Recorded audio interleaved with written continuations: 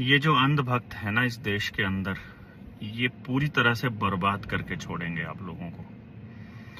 ये जो युद्ध का गेम चल रहा था और जो पूरा का पूरा ऑपरेशन सिंदूर, इसके ऊपर ट्रेडमार्क भी ले लिया, इसके ऊपर वो पेटेंट भी बुक करा लिया, फिल्म भी बनने की तैयारी हो गई, बॉलीवुड को भी मसाला मिल गया, खबरें भी चल पड़ी, टीआरपी का भी खेल चल गया, बीजेपी के समर्थकों को खूब ट्रोल करने का मौका भी मिल गया, लोगों को मुश्किल से मतलब गुफा से निकाल भी दिए इन लोगों को।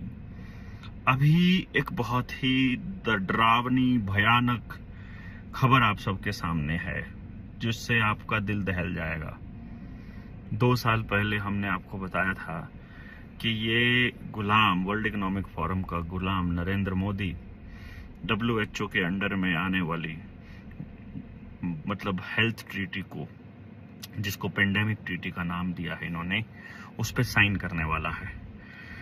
WTO की बहुत सारी ट्रीटी ऐसी हैं, बहुत सारी संधियां ऐसी हैं जिसकी वजह से इस देश के अंदर किसानी खत्म हुई है। अब ये ट्रीटी आई है, ये अब आपके बच्चों के हेल्थ के ऊपर सीधा सीधा हमला है। इस ट्रीटी पे अगर साइन कर दिया है, 124 देशों ने इसके ऊपर साइन किया है, और इन देशों के अंदर इलेक्शन भी इसी बेसिस पर हुए थे कि इनमें जो जितवा के लाए हैं, पिछले 15 साल से जो खेल चल रहा है दुनिया भर की राजनीति में, कि वो वाले नेताओं को जिता के लाना है जो इस ट्रीटी पर साइन कर दें। वो साइन अब हो गए हैं। अब आप लोगों के सामने कोई रास्ता नहीं बचता है इस वर्ल्ड हेल्थ ऑर्गेनाइजेशन से बाहर निकलने के अलावा। भारत केवल बाहर निकल सकता है, इंडिया उससे बाहर नहीं निकल पाएगा। भारत है जो गांवों में बसता है, जिसकी अपनी व्यवस्था है। हेल्थ की व्यवस्था यदि वो अपनी बनाने की कोशिश करे तो इसके ऊपर जनता सरकार मोर्चा जल जंगल जमीन जानवर रोटी बेटी माटी की लड़ाई जो लड़ रहा है, शिक्षा स्वास्थ्य न्याय राजनीति खेती धर्म में से पूंजीवाद को निकालने की कोशिश कर रहा है, वो एक बड़ा प्रयास हो सकता है। भविष्य में हम आपको बता रहे हैं, अब आपके बच्चों को वैक्सीन जबरदस्ती लगाई जाएंगी, स्कूलों द्वारा लगाई जाएंगी। नया करिकुलम है, जो नई एजुकेशन पॉलिसी है, उसके अंदर भी ये मेंशन है कि स्कूल सुनिश्चित करेंगे वैक्सीन लगाना। वैक्सीन लगे हुए लोग ही बाहर निकल पाएंगे।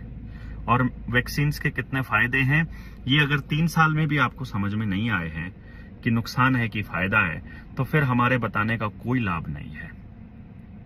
अभी आप लोगों को एक काम करना है बड़े लेवल पर, वो ये है कि एक बार ये बताइए कि ये ट्रीटी साइन करके नरेंद्र मोदी ने अच्छा किया या बुरा किया।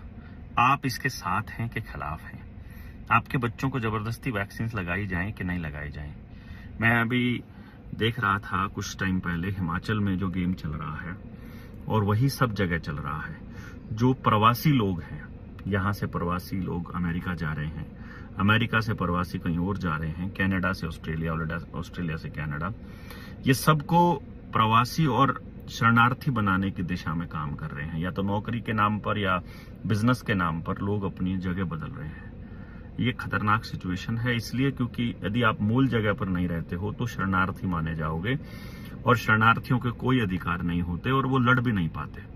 अपनी मूल जगह पर ही आप लड़ पाओगे, क्योंकि आप वहां के मालिक हो, आप इस धरती के मालिक कहलाए जाओगे। यूनिवर्सल लॉ है ये। अब आप लोगों को इसके ऊपर लंबी चर्चाएं शुरू करनी पड़ेंगी, और जो रास्ता बता रहे हैं, चाहे वो स्वदेशी का रास्ता हो, चाहे वो अपने संसाधनों को मैनेज करने का रास्ता हो, या जो एक तरह से एनर्जी, जो मस्कुलर एनर्जी है, यानी कि मसल की जो एनर्जी है, उसको जो यूज करने, मांसपेशीय ऊर्जा को यूज करने का जो हम लोग कॉन्सेप्ट बता रहे थे आपको, जो बाबा नानक ने भी दिया था, कीरत का कॉन्सेप्ट, उसके ऊपर भी बहुत लंबी चर्चा करने की जरूरत है। अभी हम अपना स्टैंड क्लियर कर देते हैं कि हम इस ट्रीटी के खिलाफ हैं, और इसके ऊपर बड़ा अभियान चलाने की जरूरत है कि हमको इस ट्रीटी से बाहर आना है। यदि आपने इसके ऊपर कुछ भी नहीं किया है तो ये आपके लिए भी बहुत मतलब मैं समझता नहीं कि अच्छी चीज रहेगी। बाकी कुछ लोगों को अखबार एडिटोरियल न्यूज़ चैनल्स और नेता लोग ही बताते हैं कि क्या सही है क्या गलत है। उनकी अपनी बुद्धि तो बिल्कुल भ्रष्ट हो चुकी है। मोबाइल में 24 घंटे लगा रहना और उसी के हिसाब से सोचना, वही कंज्यूमर मतलब की जैसी सोच हो गई है। उनको तो हम क्या ही कह सकते हैं। रहे जो राजनीति के में जो गुलाम हैं, जो किसी पार्टी के पार्टी लाइन से हटकर बात नहीं कर सकते। एनजीओज को फंडिंग चाहिए होती है सरकार से, इसलिए वो सरकार के खिलाफ सवाल नहीं उठा सकते।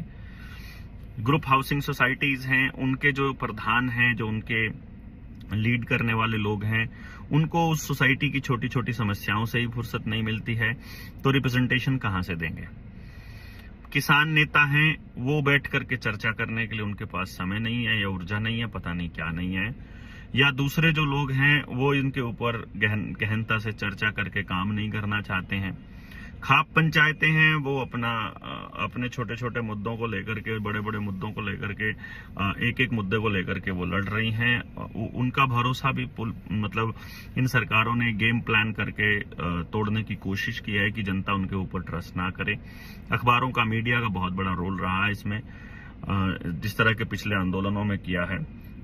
दूसरे डिपार्टमेंट में जो सरकारी कर्मचारी हैं, यदि वो कुछ बोलें जिनके ऊपर थोड़ा बहुत यकीन करते हैं, तो सरकारी कर्मचारी बोलने की ही हिम्मत नहीं करते हैं। उनको सस्पेंशन या शोकॉज नोटिस आ जाता है।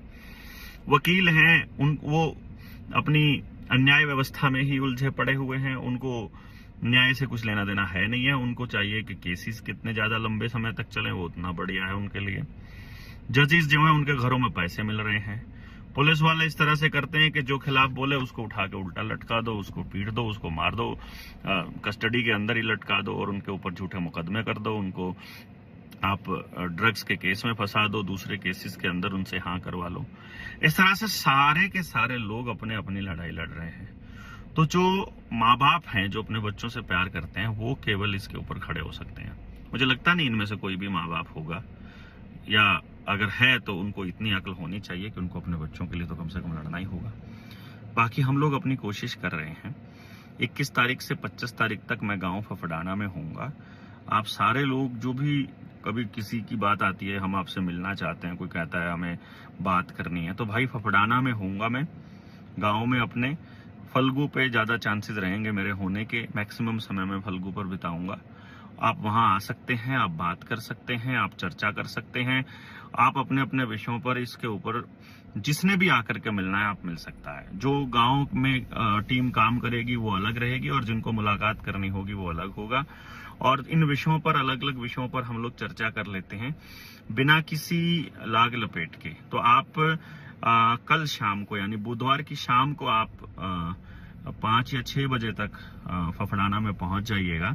जो भी साथी हैं, अलग अलग जिलों से भी आ रहे हैं, जो और भी साथ हैं, वो कल शाम माने 21 तारीख बुधवार को शाम 5 बजे तक आ जाइएगा। और फफड़ाना आप भरेंगे तो आप पहुंच जाएंगे। स्कूल के पास आकर किसी से भी पूछ लीजिएगा, सरकारी स्कूल के पास। और अगर इधर असंद, जबाला, ठरी की साइड से, जलवाना की साइड से कोई आ रहा है तो नदी पर आकर के या गांव में एंटर करके आप पूछ लीजिएगा कि बाहर आना है आपको, मतलब फिरनी पे, सड़क से ही आना है, गांव के अंदर जाने की जरूरत नहीं है। और आप मेरा घर वहां पूछेंगे तो आपको मिल जाएगा कि देवेंद्र बलारा, नफे सिंह मेरे पिताजी का नाम है। और अगर ज्यादा ही डिटेल में कोई पूछने लगे गांव वाला तो आप बोल सकते हो कबूल सिंह जी का पोता, बुल्ले का पोता, मतलब गांव में ये एक डायलॉग है कि बुल्ले का पोता। तो आप उनसे घर पूछेंगे तो आपको वो बता देंगे। बाकी मिलते हैं आपसे, और ट्रीटी के खिलाफ में आप क्या कहते हैं या उसके फेवर में है, ये जरूर बताइएगा।